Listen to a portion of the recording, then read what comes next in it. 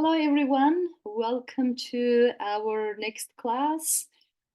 This class is on the war on Uyghurs, social control agents as deviants. Our class is about social control agents as deviants, and we will be focused on the war on Uyghurs today. I am Dr. Dilsora Fozilova, and I'm very happy to be with you today. However, I'm keeping my video off because I want to just focus on this lecture today. So let's get started. So who are social control agents and what we're going to talk in our class? So we will be discussing a little bit about social control agents today, who they are, what they do, why do we call them social control agents as deviants, and then we will be analyzing a book called The War on Uyghurs to understand certain situations how social control agents can be deviants or criminals, right? So social control agents are the individuals or institutions responsible for enforcing norms and laws within a society. For example, here in Canada, our social control agents are, for example, law, like Canadian law, and all these courts and politics of Canada, let's say the Prime Minister of Canada, and all these other institutions that we can think of. So police, judiciary, and also all different kinds of authorities are the social control agents. We trust them. We know that they have our best interest, and laws are created to keep us safe. Norms are created to say that make our society safe. However, if they are deviants or criminals, what that looks like. So deviance by social control agents occurs when these agents engage in unethical behavior, corruption, brutality, or other forms of misconduct. Maybe there is a discrimination towards certain groups by very social control agents. It can be the political group that's ruling the country, and they have this hate towards certain groups. You can think of this when we think about Nazi Germany, and I give this example a lot because this is the too obvious one. When the government have very heightened discrimination and violence towards one group, although they're justifying what they are doing to main society, members of society, by certain propaganda or other stuff, they are committing crime. So that is what we are talking in our class today. So what are the types of crimes or deviance by social control agents? It can be corruption. For example, people who we trust in the law system or authorities or a political system, they can do certain things for money. So that means that they are breaching our trust and doing a misconduct that is a deviance. That is the forms of dishonest conducted by those in power. The corruption is probably widely spread types of deviance by social control agents. It exists in many countries in the world, and people try to fight against that, but that is one of the things really deeply rooted in the politics and the systems. Police brutality, and without saying anything, you right away think about the police brutality in the USA against African American people, and that is a good example of what do we mean by that excessive use of force by law enforcement officers toward certain groups just because they are discriminated or framed as criminals or deviants or lower classes or whatever. And this can be towards, for example, economically disadvantaged people. It can be toward a certain religious members of certain religious groups. It can be racial. It can be gender. Um, it can target certain genders, and it can be all different kinds of discrimination and brutality toward this people. Judicial misconduct, and that is when it comes to law and the people we trust the most, right? If they are conducting illegal actions, the judges on those people, such as accepting bribes or showing biases, or if they have pre-existing biases toward certain racial or religious or gendered individuals. So this is the types of deviance is we are talking about when we talk social control agents as deviants. And what kind of theoretical perspectives can explain the social control agents as deviants? Number one is conflict theory. And we talked about conflict theory in many cases before. And you know that conflict theory is development by Karl Marx. And he argues that society, there are different kinds of power play or power relations in society, and those in the power of in the power, they can manipulate societal norms, laws to maintain their position, leading to deviant behavior among social control agents. For example, we talked about certain groups controlling media. So some groups are represented in media, or some groups are not represented in media, right? That is also can be explained by conflict theory, or certain groups, let's say elite groups or economically advantaged groups or higher classes in society, they can do whatever they want. They can go around the laws, or they bypass certain kinds of rules and regulations to get whatever they want. That is explained by conflict theory. Also, labeling theory. We talked about labeling theory in our other classes. Labeling theory is where certain people's future or past is labeled by certain things, and that is internalized, which is kind of sometimes leading to these people viewed as, you know, the inferior in society. There is a stigma in society. Labeling theory examines how the labels of deviance and enforcer can be fluid depending on the perspective and context.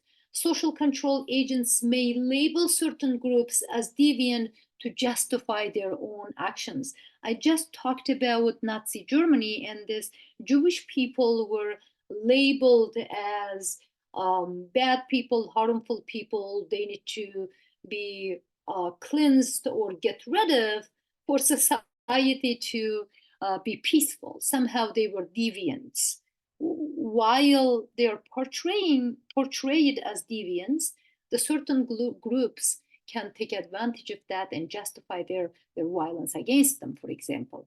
Structural strain theory, that proposes that social control agents might turn to deviance due to pressures and constraints within their roles, such as high stress environments or unrealistic expectations. So if there are unrealistic expectations, like Merton's typology, so there is societal goals, unrealistic expectations. Sometimes people cannot achieve what they want by legal or normal ways, and they can commit crimes or deviance to achieve that. That is kind of structural strain theory explains that kinds of cases.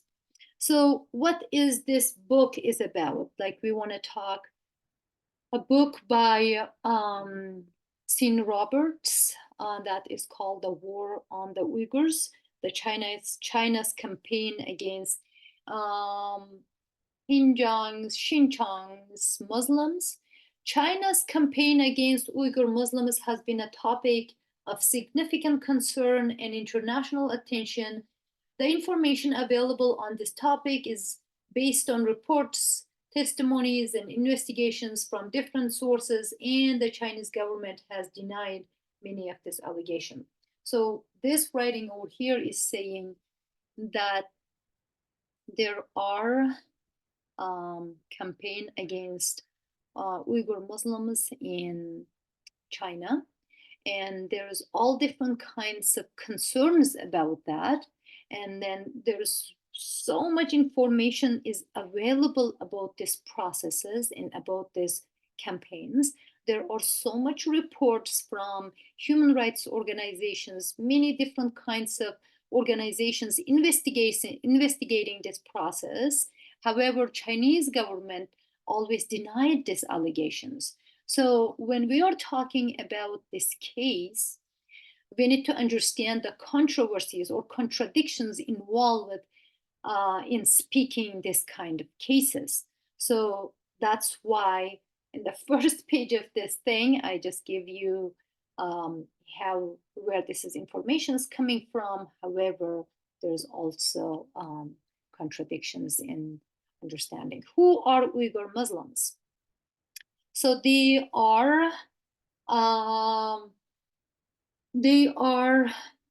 country is called Turkestan before. Their culture is similar to Central Asian the cultures. There are 5 countries in Central Asia, if you know. If you don't know, they are like Kazakhstan, Kyrgyzstan, Uzbekistan, Tajikistan, and Turkmenistan. These people speak, their languages are a little bit different from one another, but they can understand one another's languages a little bit, because that all of them belongs to the Turkish language groups. And all of these 5 countries are Muslim majority countries, and the main form of Islam in these countries are Sunnah Islam, mostly Hanafi school of thought. And now, why I'm saying these things, why I'm connecting these people to Central Asian countries, because we need to understand that there are 5 countries, all of them has similar people with same culture, same language, same religion, and they are not terrorists, they are not extremists. But Uyghur Muslims all treated as terrorists that need to be re-educated, or their culture has to be suppressed, or their religion has to be suppressed by the Chinese government.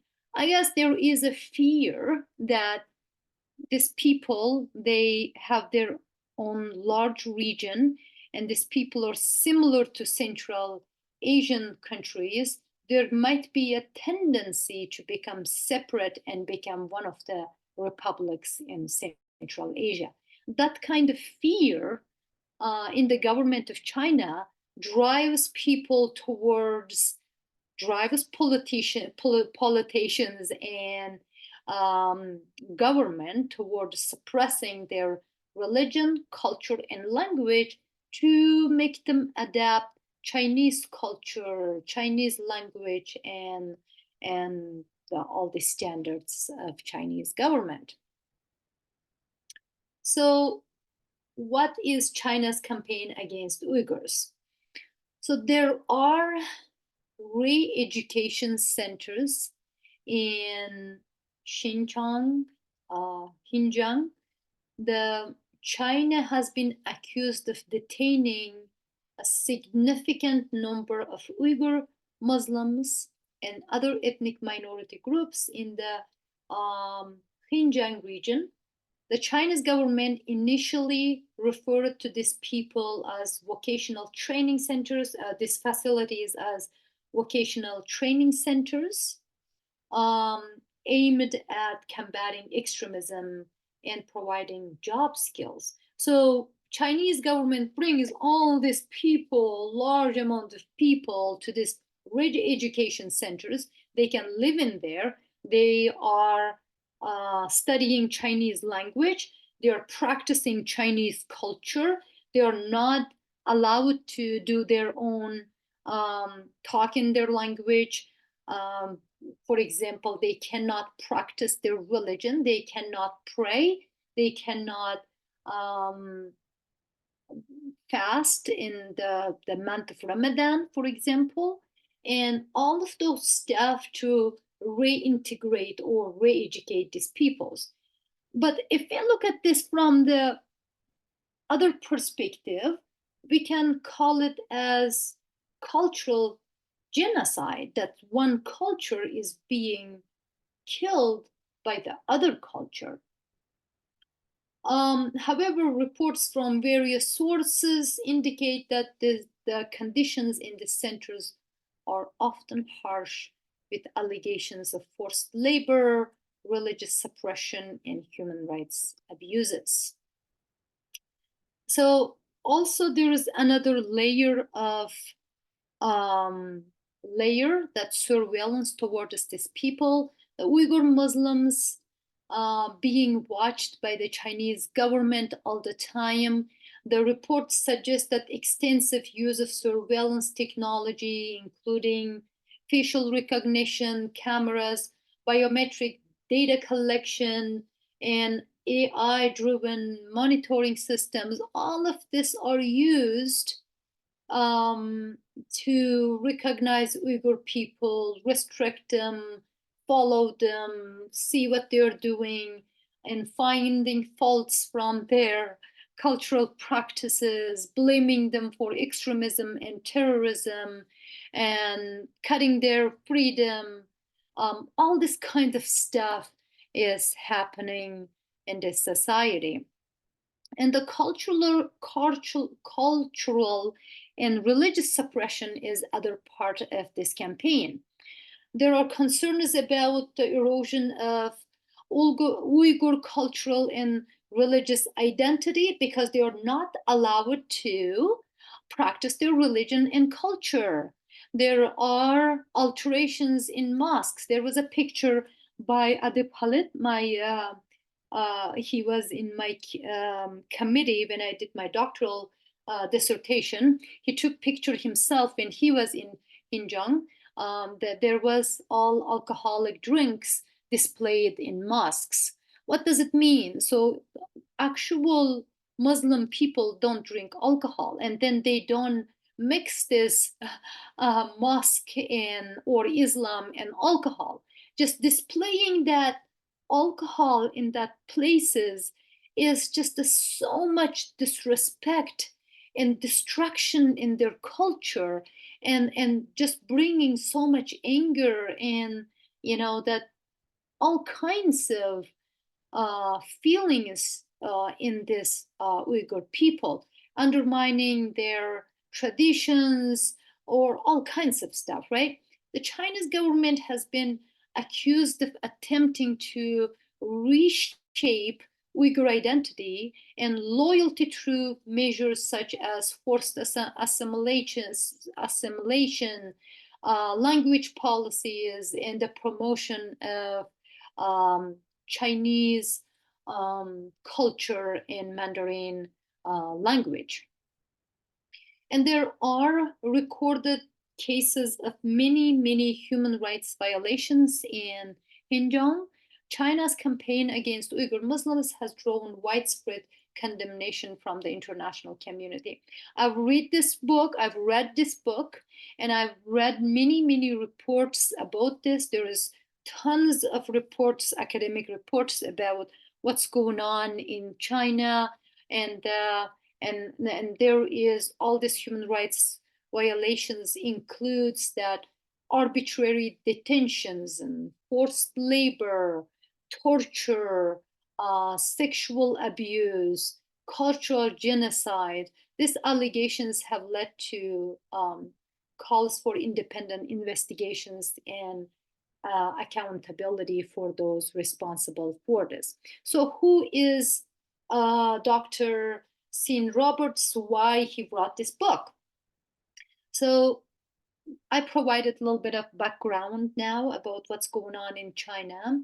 So the Dr. Roberts is an anthropologist, and he did his PhD in cultural anthropology from the University of Southern California. He is associate professor in the practice of international affairs, and he is also director of international development studies in Elliott School of International Affairs in George Washington University. So big name. So he goes to Xinjiang or Uyghurstan, that's what they want to be called, or Turkestan. He spent this couple years in their culture and studies from within, and writes his book called The War on the Uyghurs. About the book should be seen as critic of the global war on terror, because it says all these terms, separatism, pan-Turkism, pan-Islamism, were replaced by extremism and terrorism after 2011, 9/11. So it became terrorism because before Chinese governments and some other governments used these terms like separatism, pan-Turkism, and pan-Islamism, and then they replaced that by terrorism, right? And Roberts says in page 245, the goal of the global war on terror is always to find justification to protect other interests.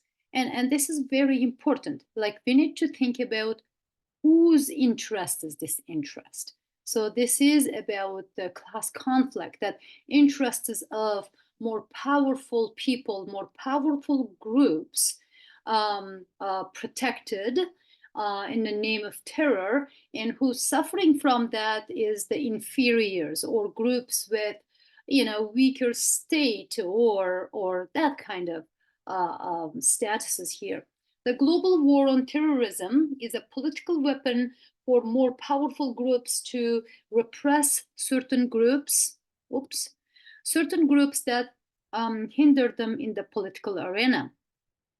So this is a book that is a criticism of Western framing of war against terrorism, or construction of war against terrorism, and that is not really valid in certain points, but allowing certain groups to use this frame to justify their repression of other groups. And this is observed in many places in the world, not only in China. So China's claims, China is united, multi-ethnic country. Historically, the development of Xinjiang has been closely linked to Chinese development. Xinjiang has never been Turkestan. That's another claim. Xinjiang is multi-ethnic and multi-religious. Uyghurs don't hold any special rights to the land. Islam is neither a local nor a single belief system of Uyghurs. So this is China, and this is Turkestan over here. That is basically called Uyghuristan. So if we look at the time frame, I made this for you guys. In this place, this region was invaded by different kind of invaders over time, and always was between Russia and China and that dynasty and this dynasty. It changed many times in the past. And Qin dynasty first took over that place was 1750s, and 1850s it went to the hands of Soviet rule, that or Russian Imperia at the time. And then many Uyghur people moved to Russia in 1920s and 1930s and moved back to Uyghurstan. So they went to Russia in 1880s and moved back in 1920s and 1930s in the region. Actually, this Uyghur people always lived in that place, but they were like, because of the changing politics, they were in and out at certain times. The new territory, Xinjiang, was only invented in 1984, assimilating Uyghur population at the time. Confucian civilization, and the birth of national consciousness. And then first time this place was called East Turkestan Republic with the leadership of Hoja Niyaz Haji in 1932. There were so many different movements of this. People of East Turkestan tried to become independent. So first time they called this place was ETR, East Turkestan Republic, was in 1933. But it was very short-lived republic. And that was, after a year, it was diminished and became under the Soviet state influence. So once again, the Russia took over East Turkestan. So then Chinese Communist Party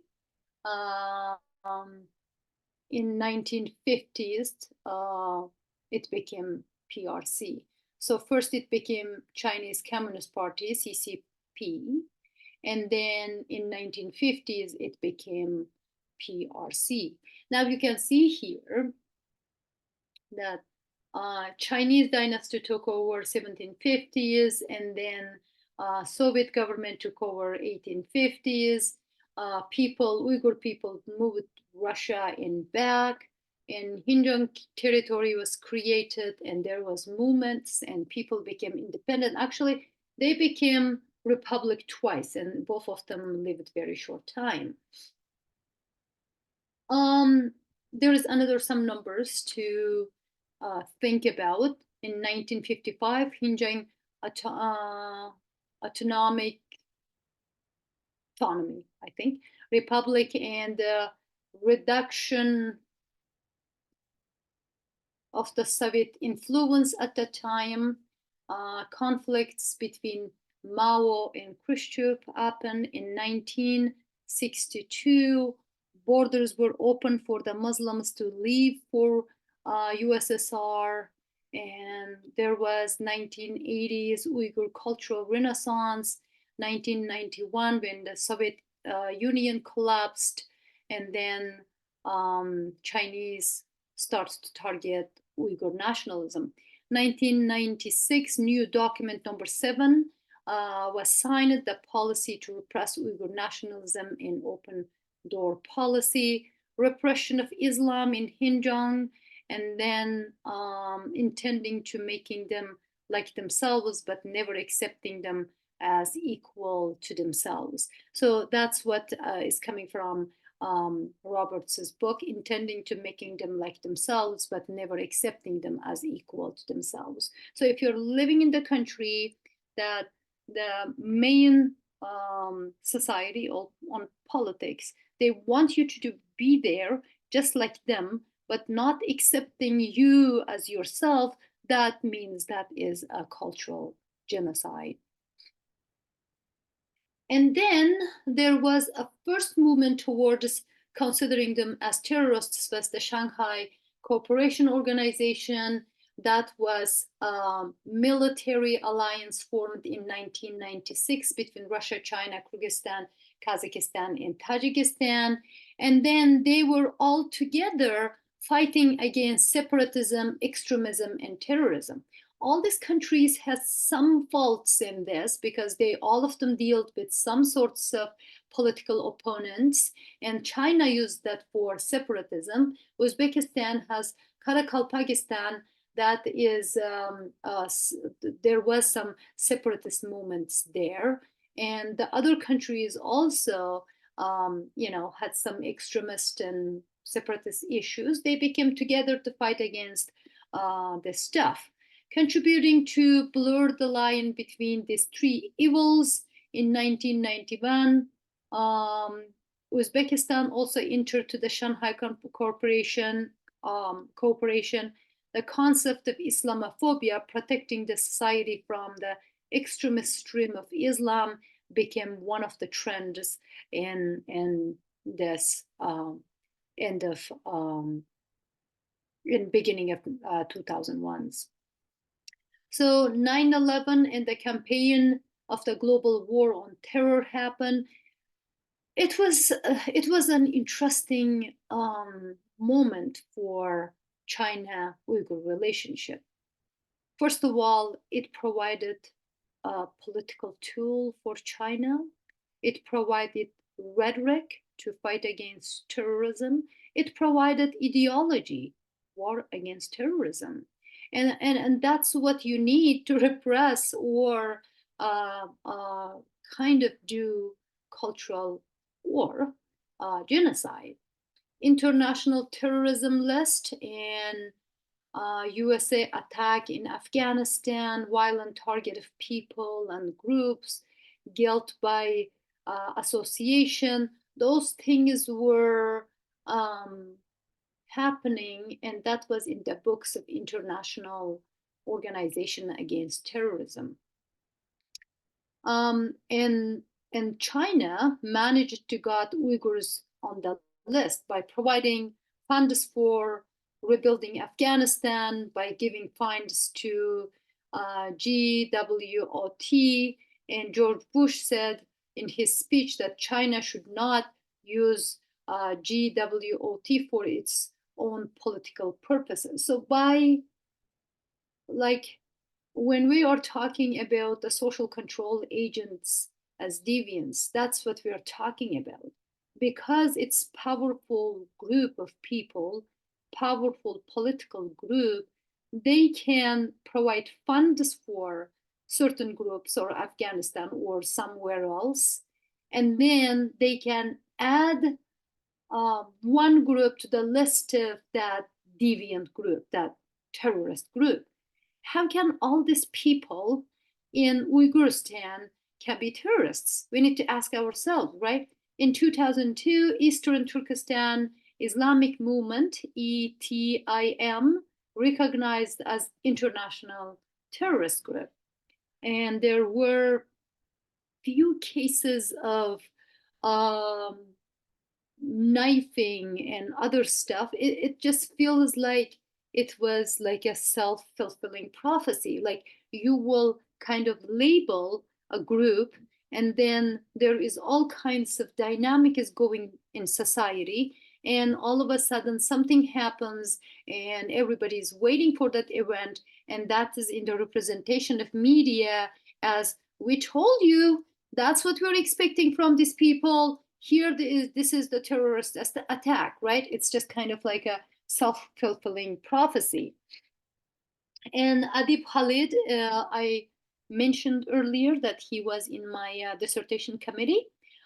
He brought quite a few books about Central Asia. And in his last book called Central Asia, A New History, I can't read it. Imperial conquests of the whatever. Anyways, this new book that is just recently published, it talks about Uyghur Muslims of East Turkestan.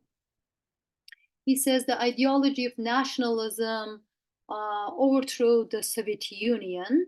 The collapse of the Soviet Union in 1991 increased the Chinese state's vigilance against ethnic groups, because there was this big Soviet Union and China was way smaller and insignificant beside this large powerful states. Now, the collapse of the Soviet Union give chance to China to, fight against certain groups that they don't favor. The Chinization of East Turkestan was renewed in 1990s, Adil Khalid argues.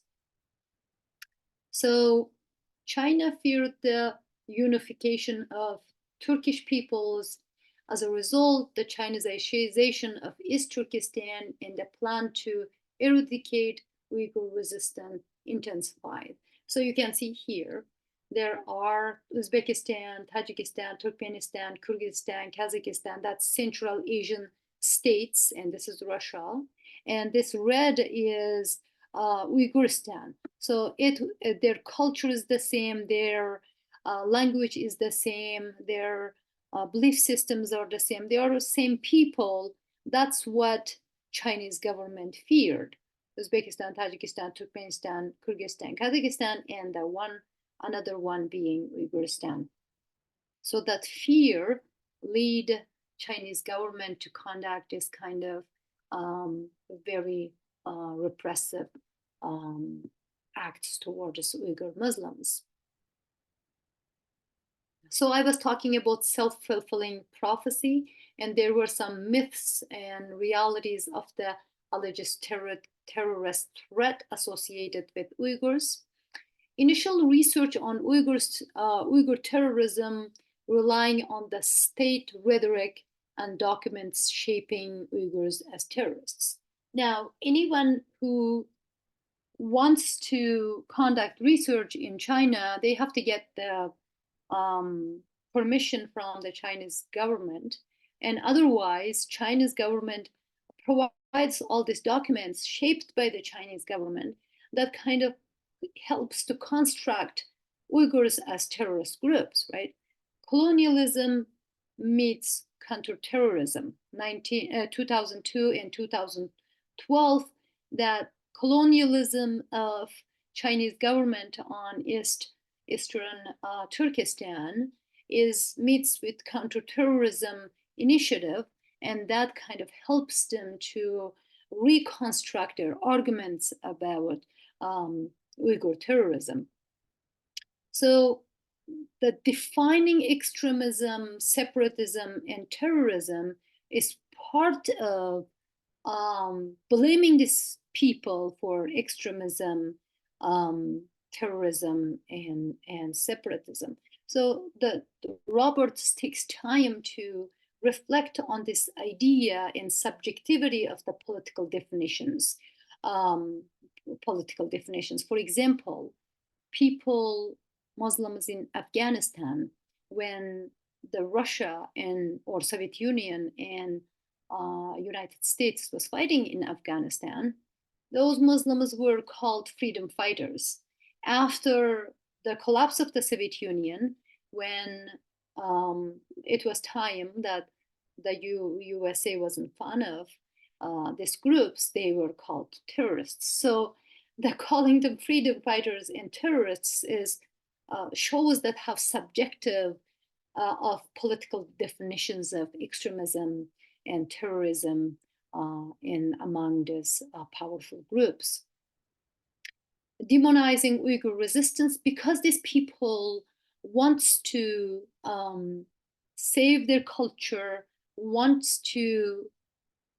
they want to practice their religion and all of those stuff to get their independence, and they are resisting this colonialism, Chinese colonialism, that is framed as that resistance is framed as terrorism.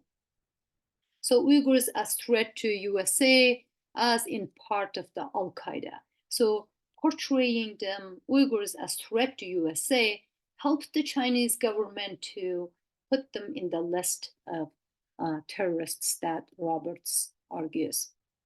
So this is what I was talking about earlier, self-fulfilling prophecy.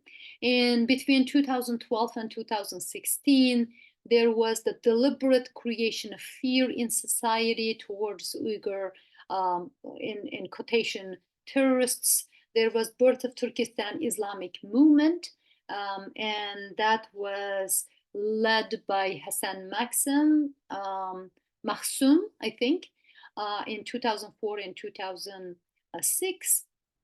So this self-fulfilling prophecy, the theory, explains this process through which the originally false expectations leads to its own confirmation. First, you say like this group are terrorists and this group do all kinds of stuff, and then something happens within that group because you're repressing them, you are doing all kinds of different things, and then they resist that or they do something, and that serves them to portray them even further as terrorists. Do you see what they are doing? That these Uyghur people are fighting against China or blowing up, and that is called self-fulfilling prophecy.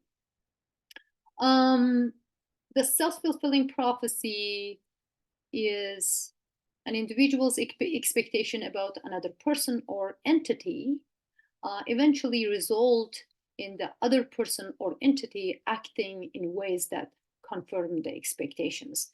For example, if one group is portrayed as criminals, like let's say there is one group and they are like, oh, they steal from the stores, and that's why they should not be hired as to works in certain places, right?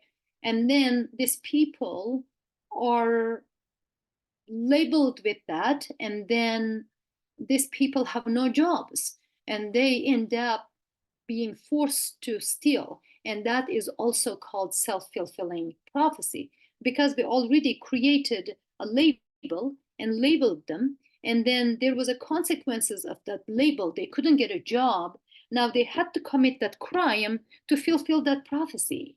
So that's the same thing that's happening in Xinjiang to the Uyghur people.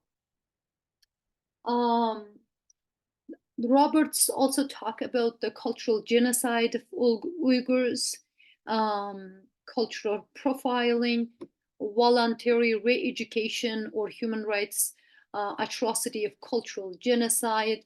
There was, like you can see from this newspaper publishing, Uyghur man imprisoned for 7 years for teaching his native language. That is also like demonized because he was trying to preserve his culture. There's no individual autonomy. Any deviation causes severe punishment. The rules are set by the Chinese government. Anything Uyghur people wants to do that can cause severe forms of punishment, and they are forbidden to talk in their language or practice their religion, and tortures, disappearances, organ harvesting, forced sterilization, execution is part of all this repression against Uyghur people. This is what I was talking to you earlier, that Adib Khalid, Dr. Adib Khalid got this picture. This is a mosque, and all this alcohol is displayed in the mosque. And this is the modern look of Xinjiang, and looks just like any other cities in China. There are forced intercultural marriages, changing architectural designs, forced re-education and labor camps, and beauty campaigns constructed by the mainstream society here. That's all what Roberts talks in his book. And you can see here, this is the pictures of people in that open air places, and people are, the Chinese government is re-educating Uyghurs in these places. And this is end of our lecture. I hope you enjoyed it. If you have any questions, please email me or write your comments on the discussion board. I'll talk to you in our next class. Have a great day.